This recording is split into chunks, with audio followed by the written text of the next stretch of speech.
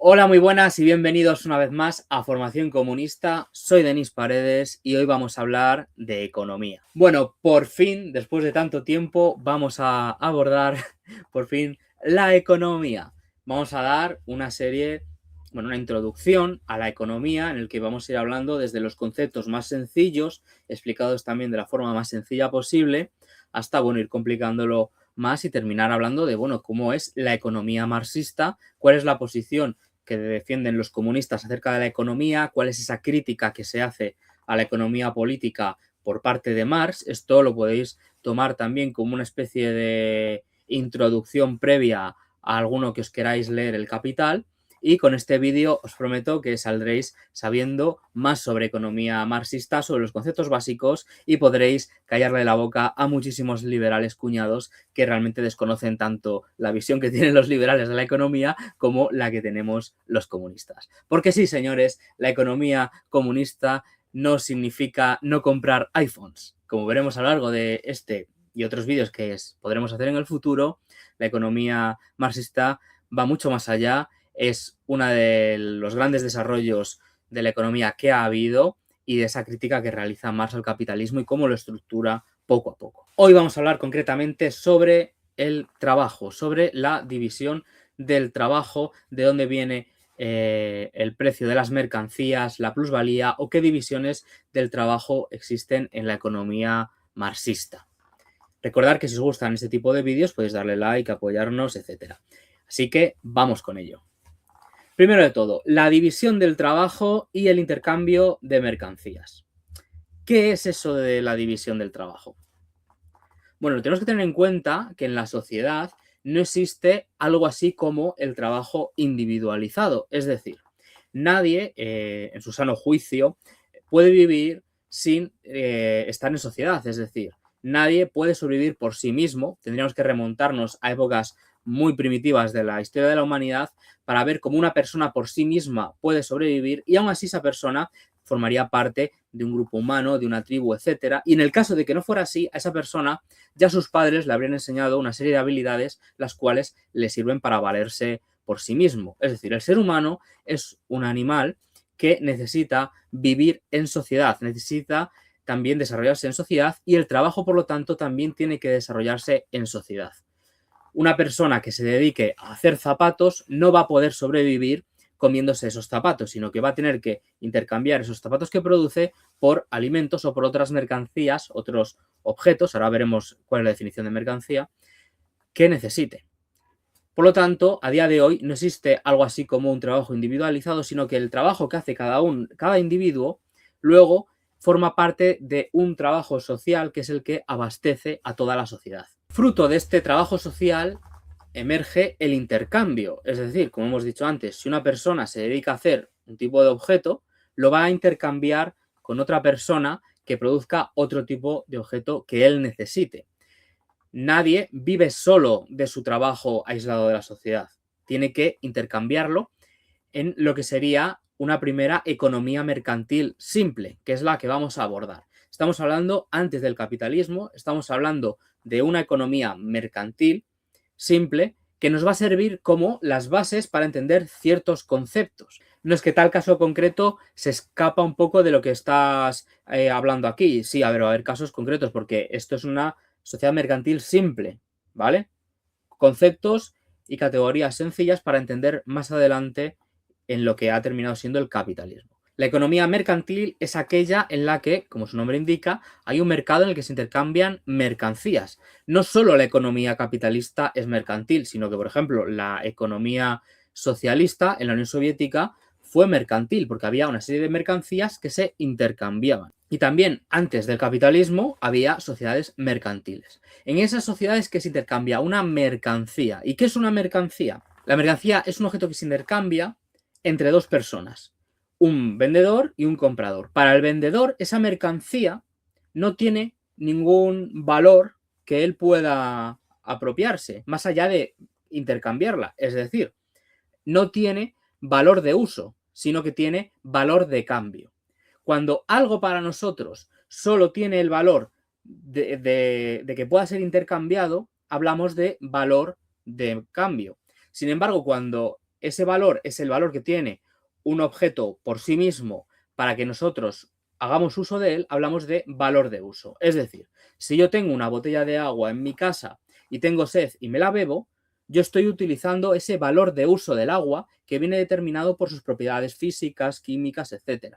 Sin embargo, si yo no tengo sed y mi vecino tiene sed y yo, sin embargo, tengo hambre y mi vecino tiene comida, yo puedo intercambiar el agua que para mí ya no tiene un valor de uso, sino que tiene un valor de cambio. Me vale como algo que puedo intercambiar por otra mercancía. Es decir, una mercancía es aquel objeto que tiene valor de cambio para el vendedor y valor de uso para el comprador.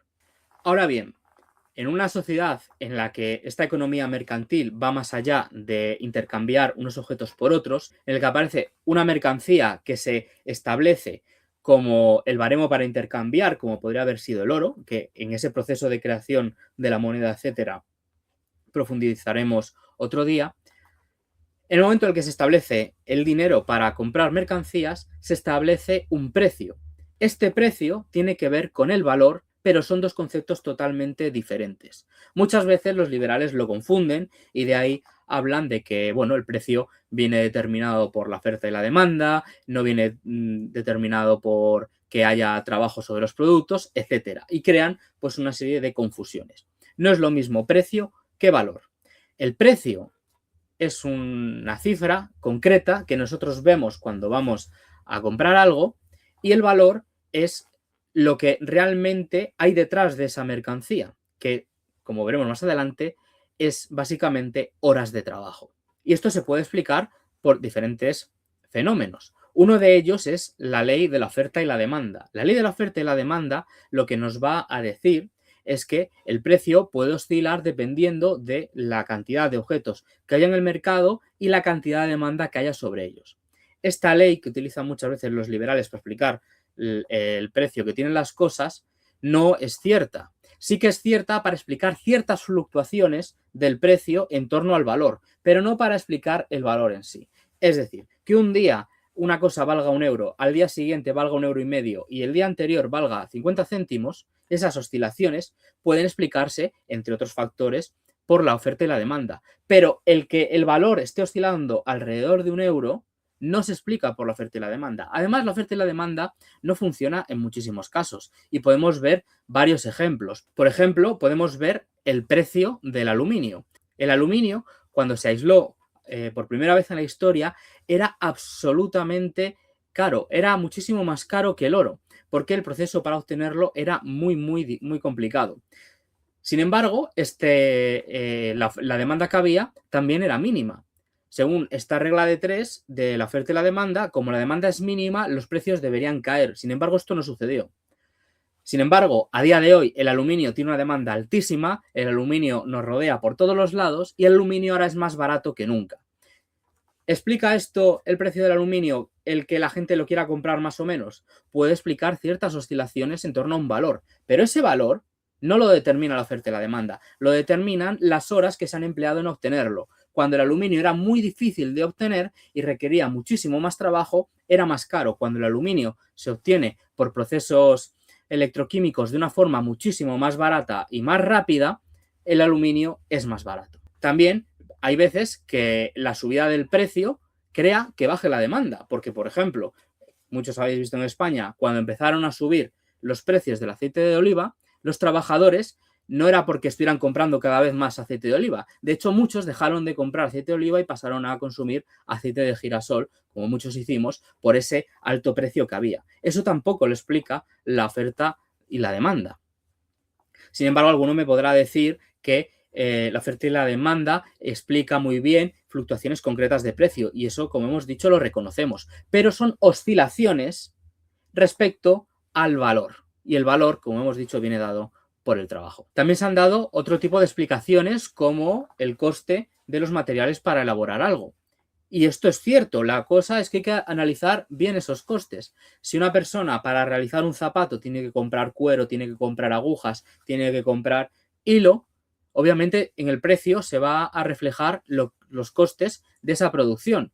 Pero es que nadie va a venderte unos zapatos por exactamente lo que le costaron los materiales, sino que añade un una diferencia respecto a los materiales en el precio, que es el trabajo que él ha invertido. Y si vemos los precios de esos materiales, también podemos ir un paso atrás en la cadena de la producción y ver cómo la piel, al que la vende al precio que le ha costado los materiales para encurtirla, los materiales para cortarla, para elaborarla, etcétera, más su tiempo de trabajo. Si volvemos otro paso más allá en la producción, el que ha criado el animal del que se extrae el cuero, pone los precios que le ha costado la comida, el mantenimiento, las medicinas para ese animal, distintos gastos, más su trabajo. Al final, todo se reduce a el trabajo de las personas, porque es el trabajo de esas personas el que crea valor, el que transforma las mercancías. Bien, vamos a hablar ahora de distintos conceptos acerca del trabajo. El trabajo de los obreros en un sistema ya capitalista es otra mercancía más. Es una mercancía, esa fuerza de trabajo que venden los obreros a los burgueses.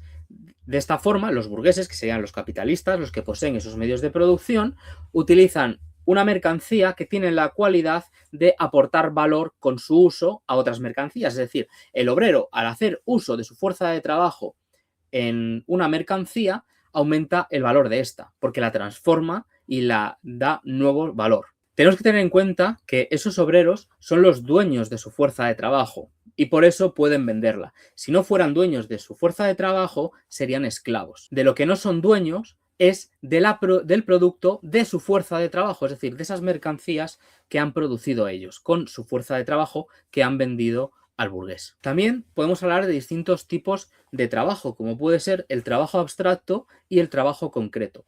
El trabajo concreto es el trabajo, como su nombre indica, propio de una rama de la producción. Por ejemplo, el trabajo concreto de un zapatero es hacer zapatos. El zapatero coge ciertos materiales con una serie de técnicas, una serie de procesos, con una serie de herramientas y en un taller determinado y hace un trabajo concreto.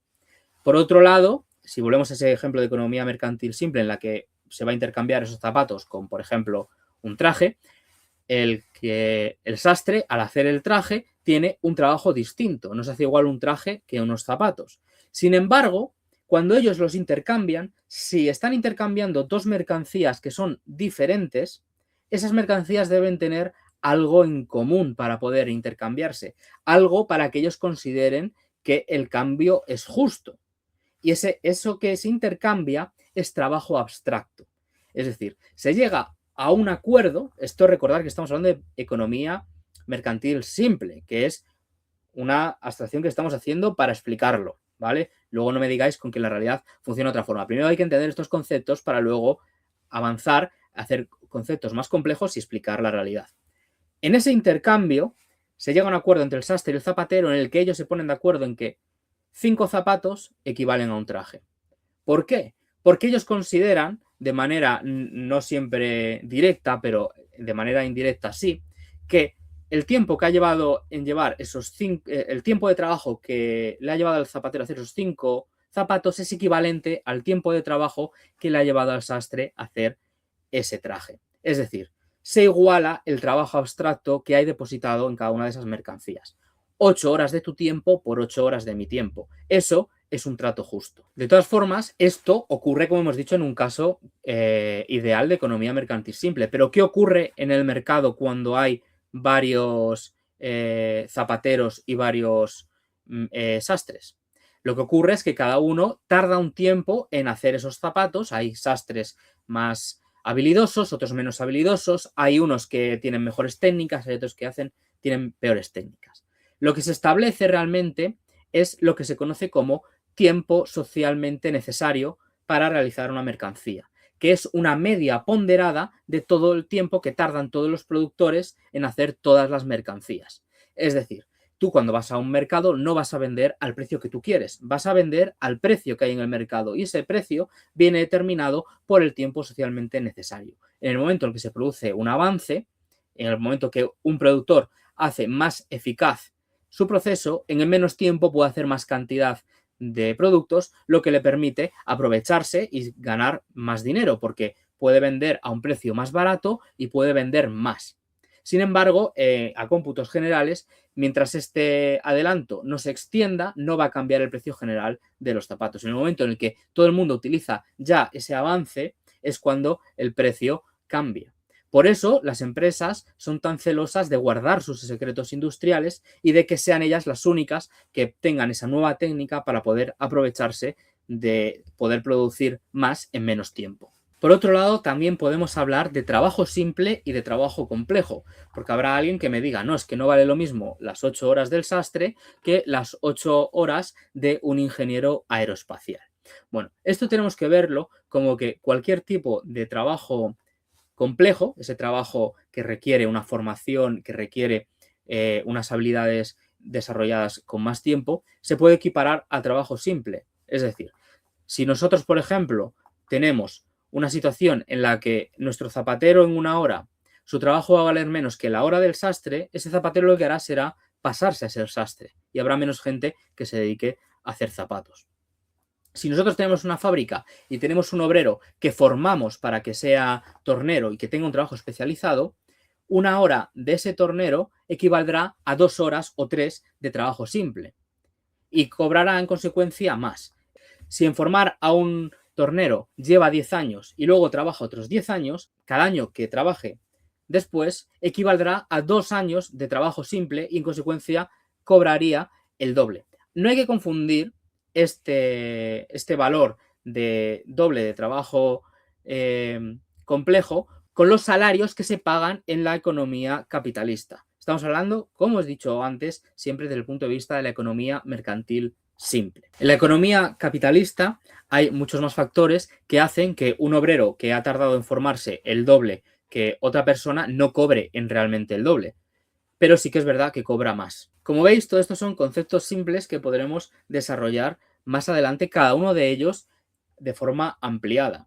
Es decir, definir qué es valor de uso, qué es valor de cambio en una mercancía y cómo se intercambian las mercancías, cómo las mercancías se pueden constituir en esa mercancía que se intercambia por todas, que luego termina siendo el dinero, cómo el dinero pasa de ser esa mercancía que se intercambia a ser un signo, etcétera. Todo eso profundizaremos en el futuro. En este vídeo hemos visto las bases mínimas de lo que son los conceptos y las categorías de la economía marxista. Así que espero que os haya gustado, espero que con esto tengáis ya unas primeras bases, sobre todo para cuando mienten sobre los principios de la economía, en el que confunden precio con valor, en el que confunden el trabajo medio socialmente necesario con el trabajo individual o con el trabajo en abstracto, cuando confunden todos esos términos, que vosotros por lo menos podáis explicároslo.